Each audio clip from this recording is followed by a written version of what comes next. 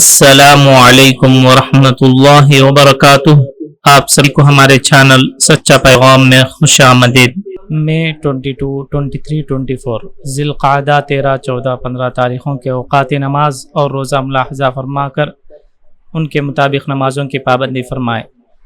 فجر کا ابتدائی وقت 4:32، 4:30 پر 2، ظہر کا ابتدائی وقت 12:11، عصر کا ابتدائی وقت 4:41، 4:40 پر 1، مغرب کا ابتدائی وقت 6:39، 6:30 پر 9، عشاء کا ابتدائی وقت 7:51، 7:50 پر 1، اور عشاء کا آخری وقت وہی ہے جو سحری کا آخری وقت ہے۔